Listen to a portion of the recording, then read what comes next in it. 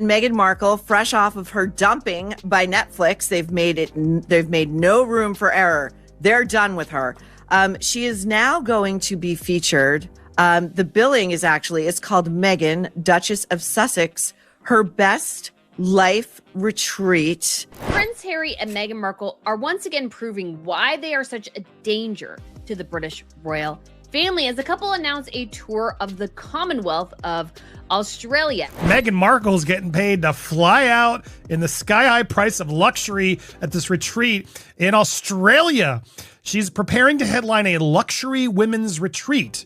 Shockwaves around the world. Let's look at this this description of this new Meghan Markle event happening in Australia. It says her best life retreat with Meghan, Duchess of Sussex. It's happening Friday, April 17th. Let me tell you something that the $3,000 price tag was the final straw for a nation already on the edge. Meghan Markle thought she could return to Australia as a conquering hero, but instead she found a public that had finally had enough. The announcement of her luxury women's retreat didn't spark excitement. It sparked a firestorm of fury that has reached the very top of the British monarchy. Australians aren't bowing this time. They are launching petitions and demanding that not a single cent of taxpayer money goes toward her security. The dream of a royal lifestyle without the royal work is officially turning into a nightmare of public rejection and financial desperation.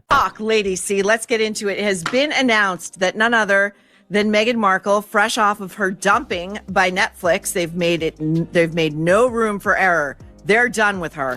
And coming off the timing of this Australian trip couldn't be more telling or more embarrassing for the Sussexes. Fresh off being effectively dumped by Netflix, Meghan is scrambling for a new revenue stream after her much-hyped cooking show plummeted to a humiliating rank of 1,117 on the platform. With only 2 million views in 4 months, the streaming giant has reportedly seen enough and made no room for error. The deal that was once worth a staggering $100 million is now a ghost of its former self, leaving the couple to chase smaller, more controversial paydays in a desperate attempt to keep their brand from sinking into total irrelevance. Meghan, Duchess of Sussex, her best life retreat. But as best as I can tell, this girls' weekend like no other. That's one way to put it.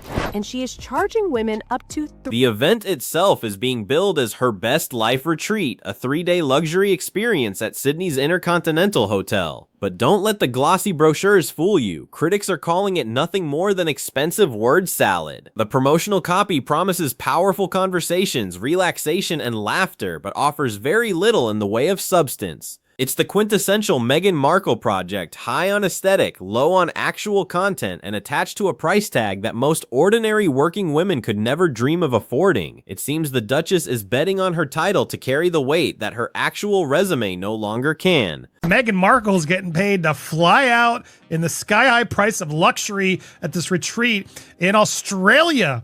She's preparing to headline a luxury women's retreat.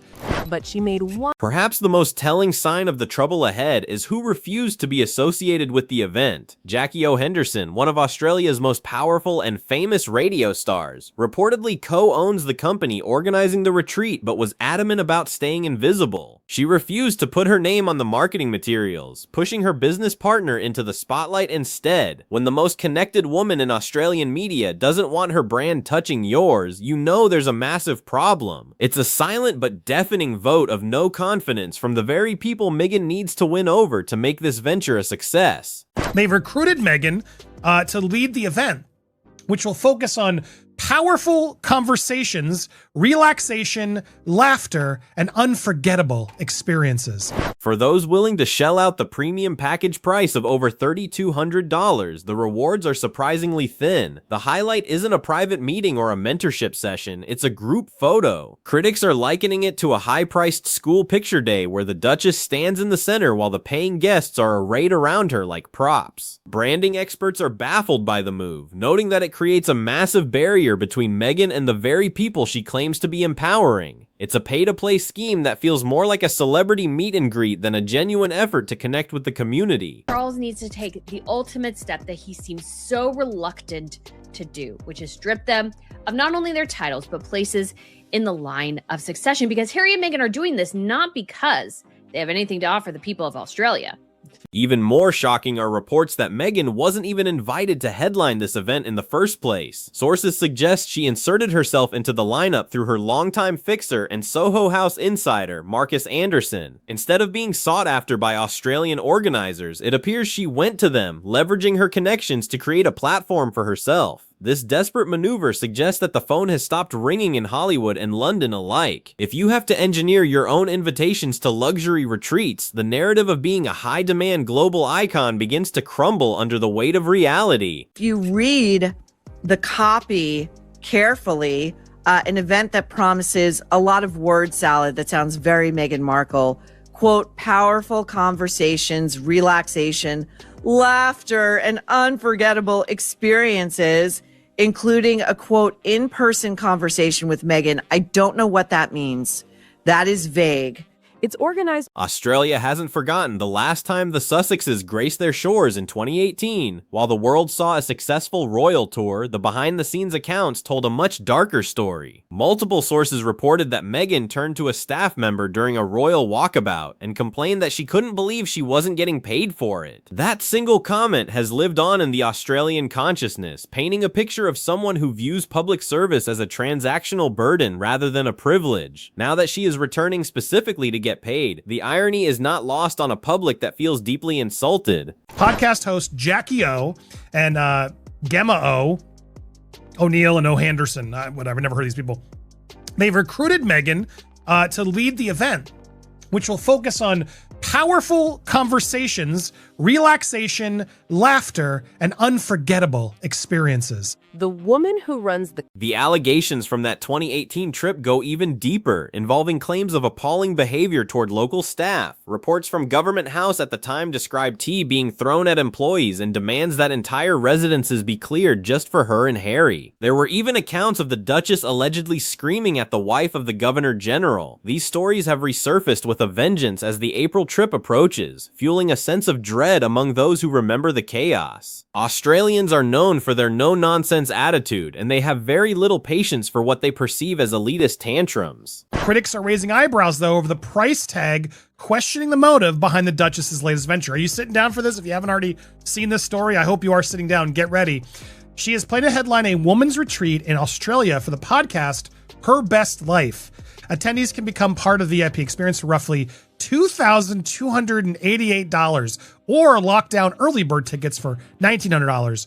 O'Neill revealed that she's been interviewing Markle as part of the event. According to O'Neill, Markle became involved in the event as a favor to a mutual friend, but noted the former royal also really loves what our community is about. The biggest moment of the weekend, a gala dinner, was billed as an in-person conversation with Markle. The backlash has now moved beyond social media grumbling and into formal political action. A massive petition on change.org is gaining thousands of signatures, sending a clear and brutal message to the couple and the government. The petition argues that since Harry and Meghan are no longer working royals, they should be treated like any other private citizens. This means they should not receive police escorts, advanced security teams, or any form of government coordination funded by the public. For a couple that relies heavily on the optics of state-level protection to maintain their royal aura, this is a devastating blow.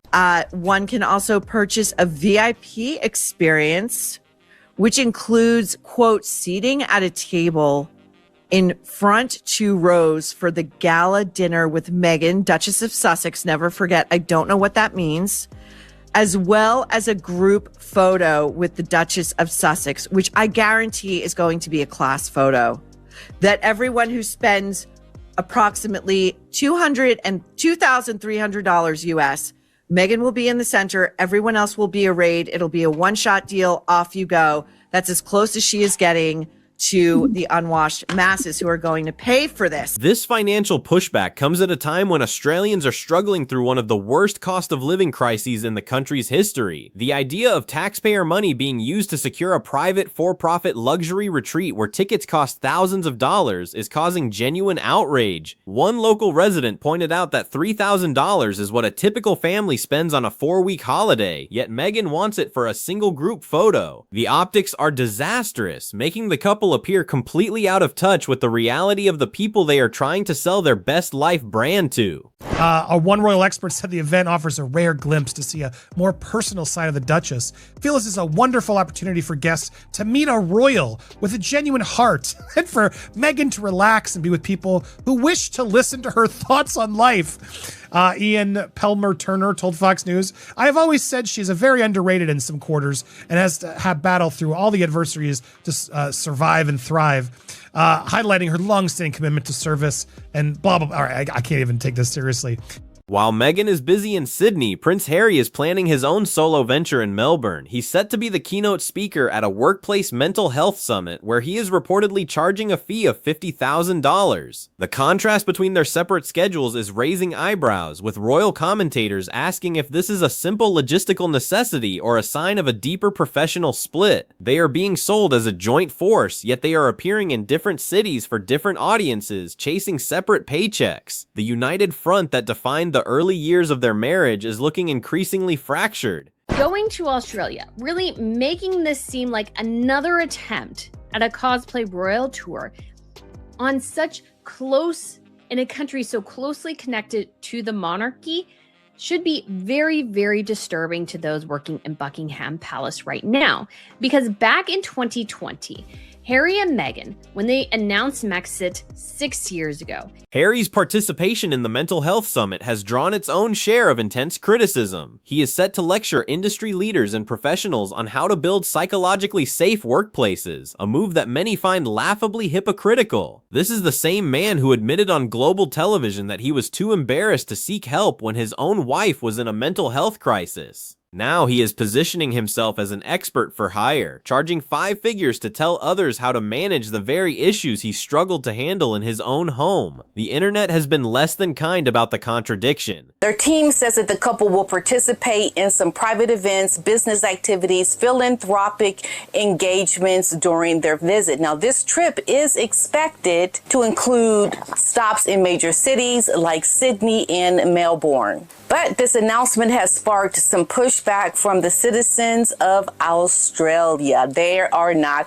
happy. One Australian said it perfectly. The most damaging aspect of Harry's lecture is the shadow of the palace bullying report. For years, allegations have swirled that palace staff were driven to tears and psychological distress by the couple's management style. While that report remains locked in a drawer at Buckingham Palace, the public hasn't forgotten the claims. Critics are asking how someone accused of overseeing a toxic work environment can possibly provide practical strategies for workplace well-being. It's a disconnect that threatens to undermine his credibility entirely, turning what should be a prestige speaking gig into a lightning rod for controversy. She is charging almost $3,000. Well, it's that's what they're calling it on other sites for this meet and greet, but it is $2,200, I guess tax probably included.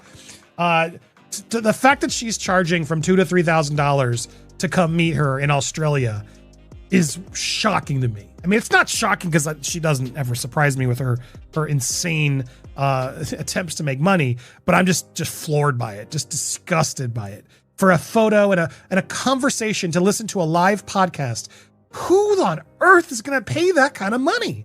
This is depressing as hell. The physical distance between them on this trip is just the tip of the iceberg. Observers noted that during a recent appearance in Jordan, the body language between Harry and Meghan was ice cold. They weren't standing close, they weren't making eye contact, and the usual public displays of affection were nowhere to be found. This shift hasn't gone unnoticed by the press or the public, leading to intense speculation about the state of their marriage. When your entire brand is built on your love story against the world, any sign of a rift becomes a terminal threat to your commercial viability. Well, of course, you need to remember that Harry and Meghan are the experts on bullying and how to so he'll be able to tell everybody, but he's not going to say, oh no, my wife is a terrible bully and I know what you have to avoid. He's going to pretend as if it's all new to him, and but he knows all about avoiding bullying. Well, yeah, he does, because he trails in the wake of a bully.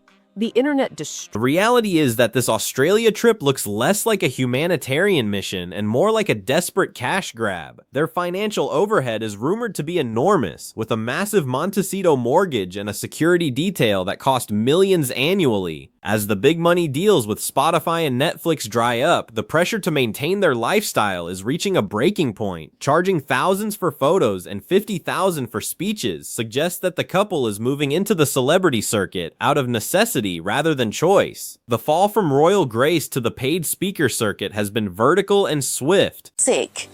But what Harry and Meghan are trying to do is they're trying to get some momentum behind their brand, because the last time that they were in Sydney, Australia was in 2018 when they were still working for the royal family. Even Meghan's lifestyle brand, American Riviera Orchard, seems to be struggling to find its footing. Reports suggest that inventory is piling up and the initial excitement over her jams and honeys has quickly faded. When prominent media figures call your luxury Valentine's Day sets disgusting on live television, you have a branding disaster on your hands. She is trying to sell a dream of California royalty, but the public is increasingly seeing only high-priced commodities that don't match the hype. The Australia retreat is an attempt to pivot, but it carries the same scent of over-promising and under-delivering. And she'll swan around, but I think she's going to otherwise be very, very sort of inaccessible. She might even be in Melbourne for a lot of it, where Harry is going to be speaking about, now what is Harry speaking about? Oh, was it taking dope or being a dope? I can't remember what he's speaking about. I think he has booked a separate solo event after Meghan. So after Meghan announced this girls' weekend, They reported the most dangerous part of this entire disaster is how it forces King Charles's hand. By using her title so prominently to sell tickets for a private retreat, Meghan is directly violating the spirit of the Sandringham Agreement. That deal was supposed to prevent the commercial exploitation of royal connections, a rule that was made very clear in 2020. Now that she is essentially selling the Duchess title to the highest bidder in a Commonwealth country, the palace can no longer look the other way. The pressure on the king to take definitive action is reaching a fever pitch, both in the UK and abroad. Harry booked a solo event in which he is going to speak about workplace mental health issues, Lady C, to an audience of, quote, you could not make this up, industry leaders, policymakers, practitioners, and advocates to share practical strategies for building psychologically safe, mentally healthy, and high-performing workplaces, just like he and Meghan have done.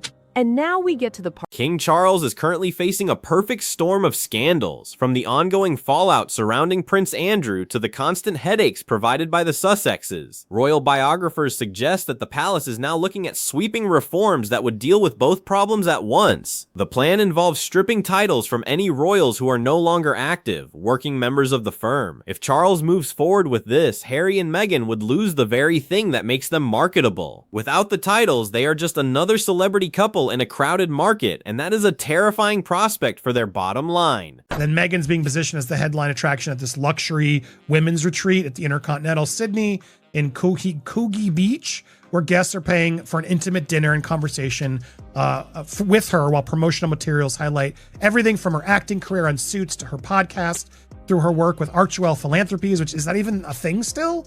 What is she even going to talk about? And then, as ever, of course, will she bring some jam for all these people? Of course, because if they're rich, this is an opportunity for her to like sell them all and hopefully get them as clients to buy her stupid, expensive jams and sprinkles. Look at how this The fact that this is happening in Australia makes it impossible for the monarchy to ignore. As a Commonwealth country where the king is the head of state, Australia is Charles's own backyard. Having a former royal family member charge citizens thousands of dollars for group photos is an embarrassment to the institution itself. It reignites the Republican debate and makes the monarchy look like a tool for private enrichment. Charles is being told by advisors that he must act now to protect the dignity of the crown, or risk letting the Sussexes' commercial ventures tarnish the entire royal legacy. Very unsavory attitude, I would have said, but she's well known for it. That's why she was such a failure until she got that part in Suits, because there were people in Hollywood. I mean, you check it out. You've got contacts in Hollywood. You'll discover that people didn't, somebody would give her a job as a favor and she'd blow it because she was always wanting more. And let's not forget that, is his name Howie Mandel? It's Howie Mandel. Yes, Howie Mandel. And Mrs. Mandel had to, Howie Mandel complained to his wife about the fact that Meghan was full of ideas to expand her position. Public sentiment in the UK is just as brutal as it is in Australia. Comment sections and social media are flooded with demands for the king to finally strip the titles and remove them from the line of succession. People are tired of the constant drama and the perceived entitlement of a couple that walked away from their duties but kept the perks. The Australia trip has become a tipping point, a moment where the public's patience has finally run out. It's no longer just about tabloid gossip. It's about the fundamental fairness of using a public institution for private gain. Thing that is making the entire Commonwealth lose their minds right now. Meghan Markle, dumped by Netflix, laughed at for a cooking show that landed at number 1,217 on the platform. Meghan's history in Hollywood shows a pattern of wanting more and pushing boundaries until they break. Those who worked with her before her royal days recall someone who was always full of ideas to expand her position, often at the expense of others. That same drive is what propelled her into the royal family, but it's also what seems to be causing her current downfall. She is trying to apply a Hollywood influencer model to a 1,000-year-old institution, and the two are proving to be fundamentally incompatible. The Australian public is simply the latest group to push back against this aggressive branding. One massive mistake. She picked the wrong country because Australia didn't clap. Australia didn't bow. Australia fought back.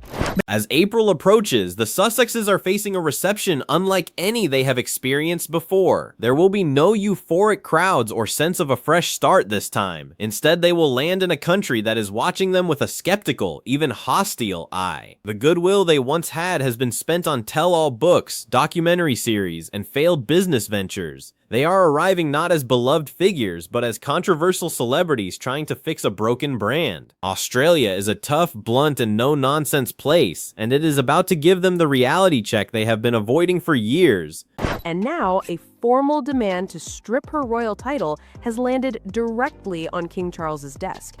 Ultimately, this trip may be remembered as the moment the Sussex brand finally crumbled for good. When you lose the support of the public in a Commonwealth nation and face a formal push for title stripping, there is very little room left to maneuver. King Charles has a choice to make. He can stay silent and let the drama continue, or he can take the ultimate step and sever the commercial ties once and for all. Whatever he decides, the era of Harry and Meghan as untouchable global icons is over. The reckoning has arrived, and it started with a $3,000 ticket to a retreat that nobody asked for.